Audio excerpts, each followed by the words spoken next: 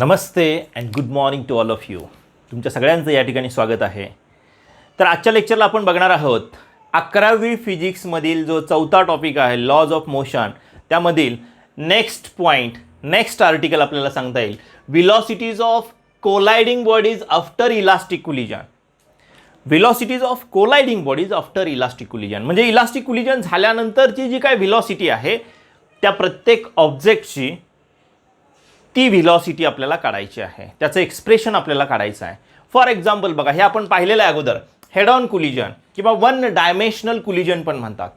Because the body or the object which can B moving in a straight line before and after the collision, this is called as head on collision on one dimensional collision असं म्हणतो आपण. आता या ठिकाणी आपण फक्त दोनच condition या ठिकाणी घेतले आहेत. बिफोर कोलिजन, कोलिजन पूर्वी आपल्याला माहीत आहे तो ऑब्जेक्ट जो काय ए आपण म्हणूया हा बी आहे, त्याचं मास m1 आहे, दुसऱ्याचं m2 आहे, पहिल्याची व्हेलॉसिटी इनिशियल व्हेलॉसिटी u1 आहे, दुसऱ्याची इनिशियल व्हेलॉसिटी u2 आहे. कोलिजन झाल्यानंतरचा भाग, कारण हे अगोदर आपण पाहिलेलं आहे. Okay, after collision mass m1 as it is, velocity मात्र फायनल व्हेलॉसिटी पहिल्या ऑब्जेक्टची v1 होईल, त्यानंतर मास m2 आहे आणि दुसऱ्या ऑब्जेक्टची फायनल व्हेलॉसिटी v2 आहे. आपल्याला v1 आणि v2 फाइंड आउट करायचं आहे. आता हे का कोलिजन झालं हे सगळं आपण बघितलंय का, तर u1 is greater than u2 before collision, therefore that sphere, first sphere having mass m1 which can be collides on another sphere having mass m2 and then after collision this situation is occur. Okay, आता in detail आपण बघूया step by step. Elastic collision आहे, law of conservation of linear momentum नुसार आपण काय लिहितोय बघा, सांगता येईल आपल्याला कशा पद्धतीनं. बघा, थोडंसं एक्सप्रेशन थोडंसं मोठं होईल, पण लक्ष द्या व्यवस्थित सुरुवातीपासून. अगदी सोपं आहे, समजण्यासाठी अगदी सोपं आहे. According to law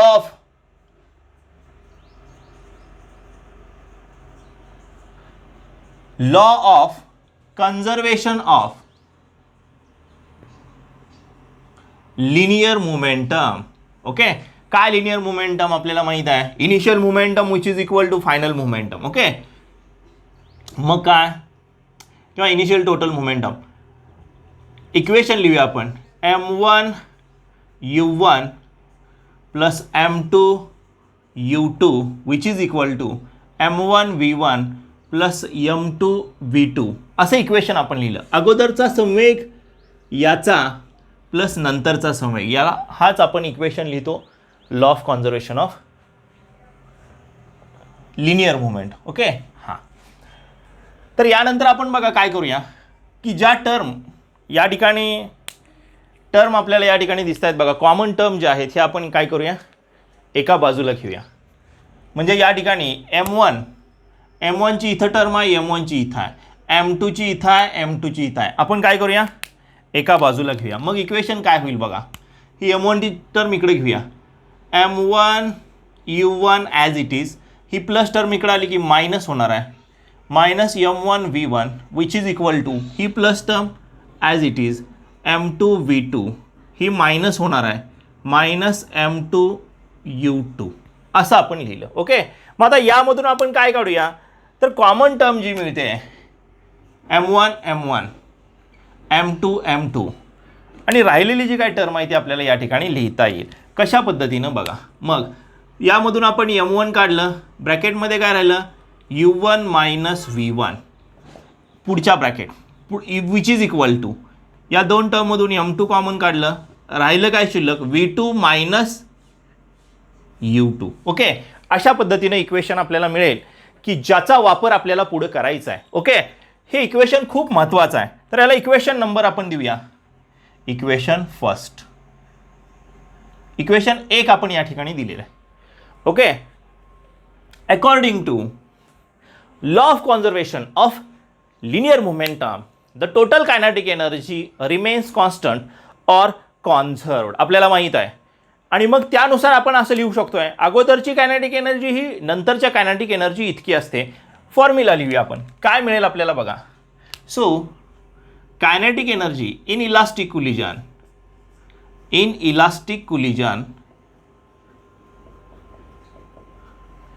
kinetic energy हे आपण बघितलं आहे अगोदरच्या आर्टिकलमध्ये पाहिलेलं आहे. Kinetic energy is conserved Therefore, we can write here initial total kinetic energy. So 1/2 m1 u1 square plus 1/2 m2 u2 square, which is equal to 1/2 m1 v1 square plus 1/2 m2 v2 square. काय cancel होणार आहे आता या ठिकाणी आपल्याला दिसतंय 1/2 cancel होईल, 1/2 okay. मग आता या ठिकाणी काय राहतंय शिल्लक ते आपण घेऊया बघा. आणि त्याच पद्धतीनं काय करूया, m1 u1 square plus m2 u2 square, इकडली टर्म जी आहे m1 ची जी काय टर्म आपल्याला मिळणार आहे ते आपण पुढून घेऊया. Okay, m1 m1 m1 m1 m2 m2 ही तिकडे ट्रान्सफर करूया. ओके, बघा काय मिळेल आपल्याला, m1 u1 स्क्वेअर इथं ही इकडे घेऊया, म्हणजेच काय m1 u1 square minus m1 v1 square, which is equal to ही term as it is m2 v2 square minus m2 u2 square. परत आता यामधून आपण काय करूया, m1 इथून कॉमन काढूया, m2 इथून कॉमन काढूया. ओके, म्हणजे आपल्याला नेक्स्ट काय मिळेल बघा, m1 कॉमन आपण काढलं, m1 in bracket u1 square minus v1 square which is equal to, इथून आपण काय काढूया m2 in bracket v2 square minus u2 square. Okay, आता यानंतर आपल्याला माहित आहे बघा a square minus b square, याचं एक्सपान्शन आपण कसं करतो, एका ब्रॅकेटमध्ये a प्लस b, दुसऱ्या ब्रॅकेटमध्ये a मायनस b, दोन्हीचा गुणाकार दोन ब्रॅकेटचा, हे आपल्याला माहीत आहे.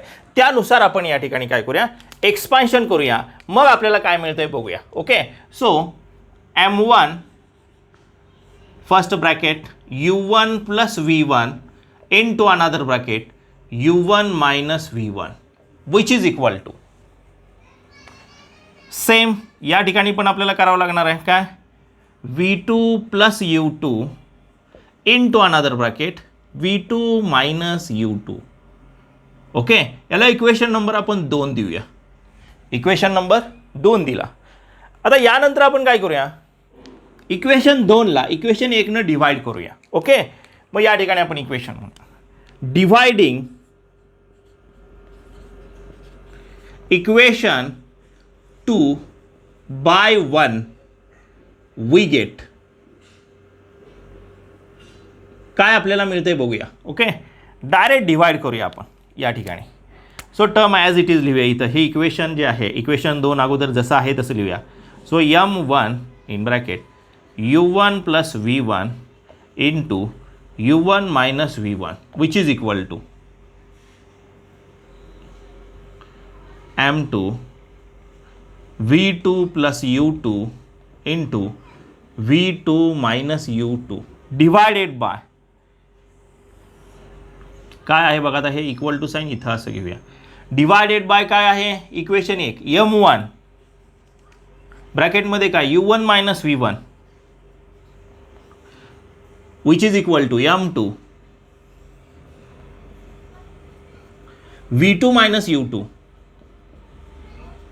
आता या ठिकाणी आपल्याला इझिली टर्म कॅन्सल होते, कोणकोणत्या ते आपण बघूया.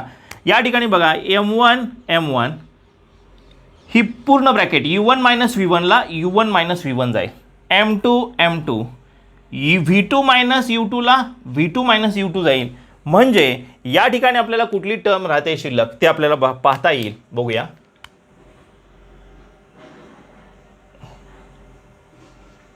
ओके, बघा आता या ठिकाणी u1 प्लस v1 राहिलं डाव्या बाजूला आणि उजव्या बाजूला v2 प्लस u2 असं राहिलेलं.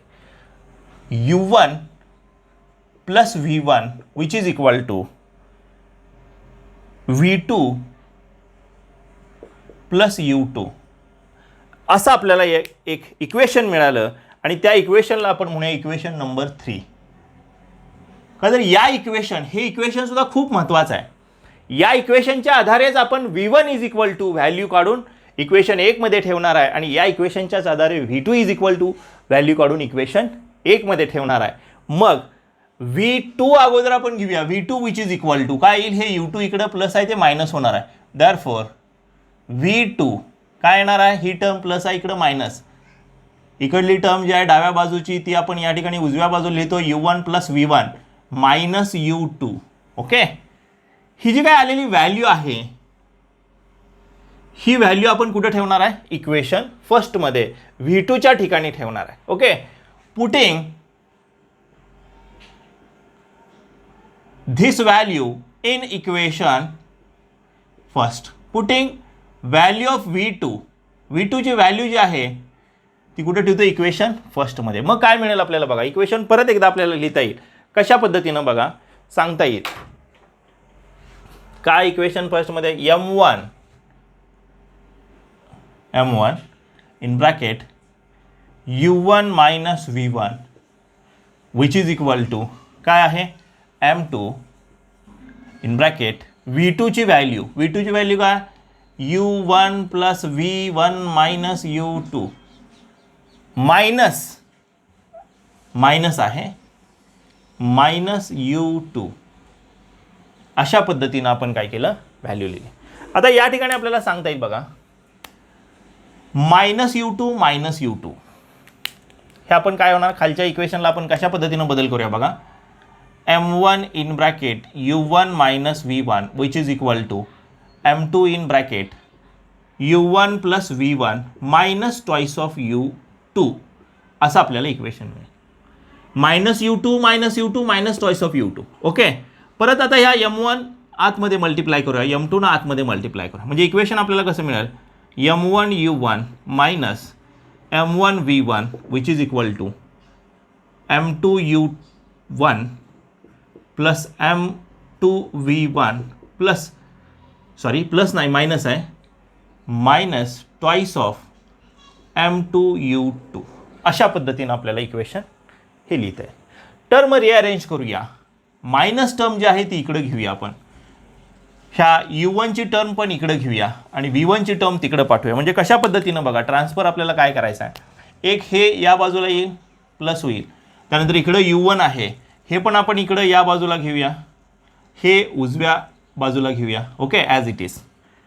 टर्म कशा पद्धतीनं चेंज होते आपण बघूया. मग काय येईल डाव्या बाजूला, M1 into U1 as it is, इकडे येणारी टर्म कुठली आहे, ही आहे मायनस M2 U1, इकडे येणारी टर्म कुठली आहे दुसरी, plus twice of M2 into U2 which is equal to, उजव्या बाजूची टर्म जी आहे ती पहिल्यांदा लिहूया M2 V1, इकडली टर्म मायनस आहे ती इकडे आल्यावर काय होणार, प्लस होणार आहे M1 V1.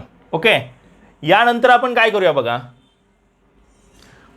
यामधून U1 आपण कॉमन काढता येईल, या ठिकाणी आपल्याला सांगता येईल U1 कॉमन आणि या ठिकाणी V1. म्हणजे इक्वेशन कशा पद्धतीनं आपल्याला लिहिता येईल बघा. So M1 minus M2 common काय निघेल, U1 plus twice of M2 into U2 which is equal to, इथं पण आपल्याला सांगता येईल ब्रॅकेटमध्ये M2 प्लस M1 ते मी M1 प्लस M2 लिहितो, काही फरक पडेल का, नाही पडणार, इंटू V1. ओके, मग आता यानंतर आपल्याला व्हॅल्यू पाहिजे V1 ची, final velocities of colliding bodies after collision. Okay, so V1 which is equal to ही टर्म मल्टिप्लाय इकडे आली की टोटली डिव्हायडिंग होणार आहे. Okay, therefore we can write here, म्हणजे या ठिकाणी आपण जस्ट ॲरो दाखवूया म्हणजे तुमच्या लक्षात येईल, ही टर्म इकडे येणार आहे. ओके, बाकी which is equal to V1 which is equal to, आता इकडे कुठली टर्म, ही एक टर्म आहे. ओके, हिला डिवाइड होणार आहे M1 minus M2 divided by M1 plus M2. मग हे दोन्ही एका ब्रॅकेटमध्ये आपण घेऊया, कारण इंटू काय, into U1 plus twice of M2 divided by, इथं पण डिवाइड होणार आहे इथं पण होणार आहे कॉमन, आपण वेगवेगळ्या पद्धतीने लिहिलं, M1 प्लस M2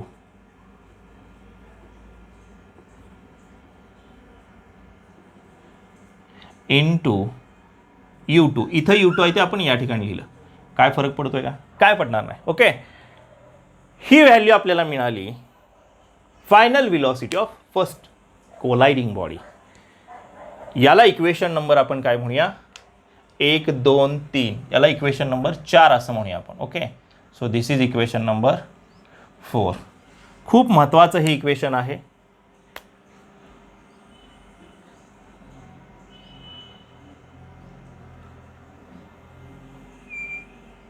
ओके, आता यानंतर जसं आपण V1 ची व्हॅल्यू काढली तशी आपल्याला V2 ची व्हॅल्यू काढायची आहे.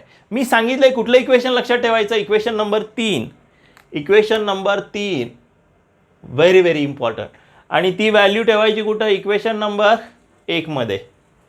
मग आता या इक्वेशन नंबर 3 वरून V1 which is equal to, जसं आपण V2 काढलं याला इक्वेशन A असं म्हटलं तरी चालेल. V2 ची व्हॅल्यू काढून आपण V1 काढलं. आता V1 ची व्हॅल्यू काढून आपल्याला V2 काढायचं आहे. बघा कशा पद्धतीनं. परत इक्वेशन 3 फ्रॉम इक्वेशन, हा एक टप्पा आपला पूर्ण झाला असं समजूया. Okay, this is one part of our expression. हां, आता काय करूया, from equation 3.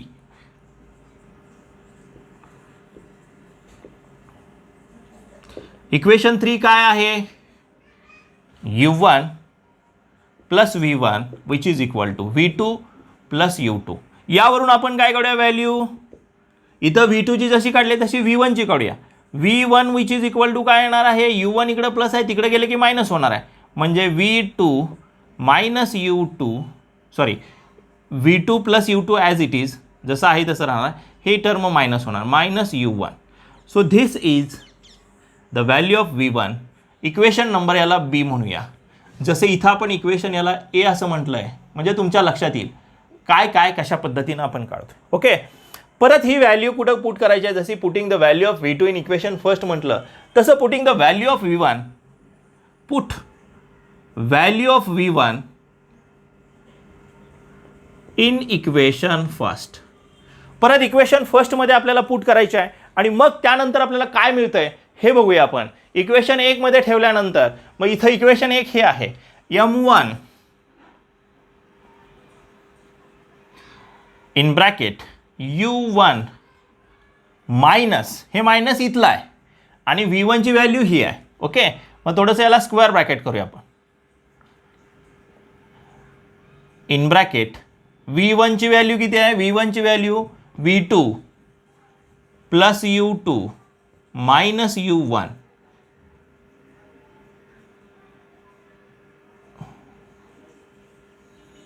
which is equal to M2 in bracket V2 minus U2. Okay, आता काय होणार आहे बघा, या ठिकाणी मायनस चिन्हानं आतमध्ये मल्टिप्लाय केल्यानंतर चिन्ह बदलणार आहेत, ते आपण बघूया कशा पद्धतीने इक्वेशन येईल. सो M1 जसं आहे तसंच आपण लिहूया. M1 इन ब्रॅकेट U1 सुद्धा as it is, minus V2 होईल, परत इथं मायनस U2 होईल आणि इथं प्लस U1 होईल. अशा पद्धतीनं आपल्याला हे मायनस आतमध्ये मल्टिप्लाय. उजव्या बाजूची टर्म जशी आहे तशीच राहणार आहे, as it is. Okay, as it is राहणार आहे, जसे आहे त्यामध्ये बदल काय होणार नाही. आणि मग आता यामध्ये U1 इथं दिसतंय, इथं U1 दिसतंय, U1 प्लस U1 म्हणजेच काय, ट्वाईस ऑफ U1 होईल.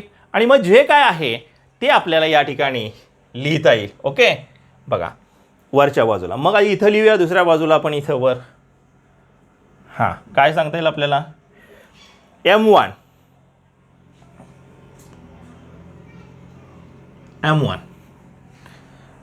ब्रॅकेटमध्ये आता आपल्याला काय सांगता येईल बघा या ठिकाणी,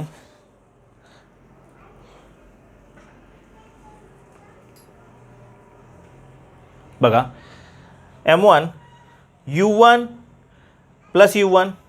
प्लस ट्वाईस ऑफ, ब्रॅकेटमध्ये घेऊया आपण ट्वाईस ऑफ U1 असं आपल्याला सांगता येईल, ट्वाईस ऑफ U1. ओके, मग ट्वाईस ऑफ U1 झाल्यानंतर मायनस V2 आणि minus U2. Okay, minus V2 minus U2 which is equal to minus V2 minus U2 लिहिलं. Okay, M2 in bracket as it is काय आहे V2 minus U2. Okay, काय करायचं आहे आता next स्टेपला आपल्याला माहीत आहे बघा.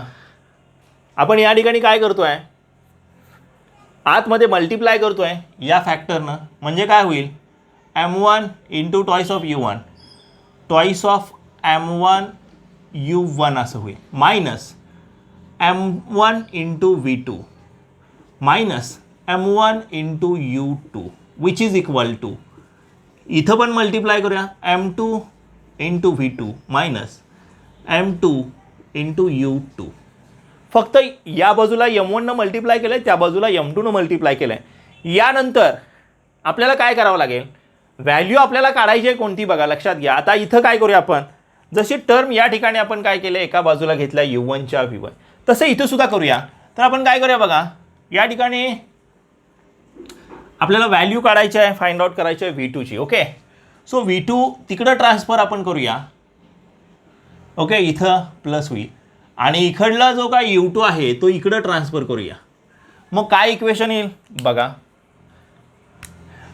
Twice of M1 U1 as it is minus M1 U2 इथं आहे तसं ॲज इट इज. इकडला आलेली मायनस टर्म इथं काय होणार आहे, प्लस होणार आहे, plus M2 U2 which is equal to, ही टर्म आहे तशीच आहे M2 V2 आणि इकडली मायनस टर्म आलेली काय होणार आहे, प्लस काय आहे M1 V2. ओके, अशा पद्धतीनं आपण काय केलं, ज्या काही टर्म आहेत ह्या टर्म आपण एका बाजूला घेतल्या. ओके, मग काय मिळेल बघा आपल्याला या ठिकाणी, बघा बघा या ठिकाणी M1 U1 minus M1 V2 minus M1 U2 M2 V2 minus M2 U2. या ठिकाणी आपण काय केलं, twice of M1 U1 as it is, ही टर्म मायनस M1 U2 इथंच ठेवली, तिकडली मायनस M2 U2 इकडं आणली प्लस झाली आणि इकडली मायनस M1 V1 तिकडं नेली प्लस झाली. ओके, यानंतर आपण आता काय करूया, ही जी काय टर्म आहे U2 इथं U2 आणि इथं V2 आणि इथं V2, ह्या काय करूया कॉमन घेऊया आणि मग आपल्याला काय इक्वेशन कसं लिहिता येईल बघा. ट्वाइस ऑफ M1 U1 जसं आहे तसंच या ठिकाणी आता काय होणार आहे, U2 जर कॉमन काढला तर काय होणार आहे, मायनस M1 प्लस M2. म्हणजेच हे कसं आपण घेऊया, या ठिकाणी प्लस आपण म्हणूया, या ठिकाणी काय होणार आहे M2 minus M1 into U2. बघा M2ला प्लस चिन्ह आहे, M1ला मायनस चिन्ह आतमध्ये घेतलं आणि इथं सेंटरला आपण काय केलं, या ठिकाणी प्लस घेतलं. तसं या ठिकाणी इकडे काय करता येईल आपल्याला बघा, V2 कॉमन काढायचं आहे, मग राहते काय शिल्लक M2 प्लस M1 म्हणजेच M1 प्लस M2 लिहिलं तरी चालेल इंटू V2. अशा पद्धतीने इक्वेशन आपल्याला मिळालं. मग चला येऊया फायनल स्टेपला, जसं V1 which is equal to केलं तसं V2 which is equal to करूया. Therefore V2 which is equal to, आता ही टर्म काय होणार आहे, मल्टिप्लाय आहे, इकडे येणार आहे आणि मग काय होईल बघा, या ठिकाणी टॉईस ऑफ M1 U1 आणि या टर्मला, ह्या दोन टर्मला डिवाइड होणार आहे. मग सेपरेटली लिहूया आपण, twice of M1 upon M1 plus M2 into हे U1 लिहिलं आपण. Okay, plus M2 minus M1 upon हे काय येणार आहे M1 प्लस M2. म्हणजे दोन्ही टर्मला काय केलं, मल्टिप्लाय डिवाइड केलं. ओके, इंटू काय आहे इथं U2, इथं U2. म्हणजे अशा पद्धतीने फायनल इक्वेशन आपल्याला मिळालं. जसं या ठिकाणी equation number 4 V1 which is equal to मिळालं, तसंच या ठिकाणी आपल्याला इक्वेशन मिळालं आहे. हेच फक्त ही टर्म आपण पुढे लिहू शकतो आहे, काही फरक पडत नाही. म्हणजे याप्रमाणे तुमच्या लक्षात येईल. Therefore V2 which is equal to काय येईल, M2 minus M1 upon M1 plus M2 into U2 plus twice of m1 upon m1 plus m2 into u1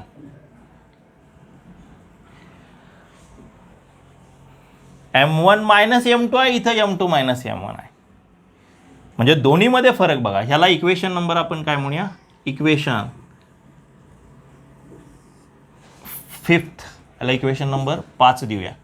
म्हणजे इक्वेशन 4 आणि इक्वेशन 5 जे काय आहे हे आपल्याला काय मिळालं, final velocities after elastic collision हे आपल्याला सांगता येईल. एक्सप्रेशन तुम्हाला 3 मार्काला विचारलं जाईल. तर in detail step by step या ठिकाणी समोर दाखवल्याप्रमाणे तुम्हाला सोडवता येईल. बघा, थोडंसं बाजूला होतो मी, स्क्रीनशॉट तुम्ही काढू शकताय. अगदी व्यवस्थित या पद्धतीनं तुम्ही सोडवू शकताय. आणि 3 मार्काचं आर्टिकल विचारलं तर तुम्हाला हे लिहिता आलं पाहिजे. ओके, थांबूया. जर तुम्हाला मी शिकवलेलं समजलं असेल तर लाईक करा, तुमच्या मित्रांना शेअर करा. आणि अजूनपर्यंत तुम्ही देवेन सर फिजिक्स गुरु हा यूट्यूब चॅनल जर सबस्क्राईब केला नसेल तर सबस्क्राईब करा. शेजारची बेल आयकन दाबा, म्हणजे आमच्या व्हिडिओच्या सर्व सूचना सर्वात अगोदर तुमच्यापर्यंत पोहोचतील. भेटूया पुढच्या व्हिडिओमध्ये. तोपर्यंत धन्यवाद.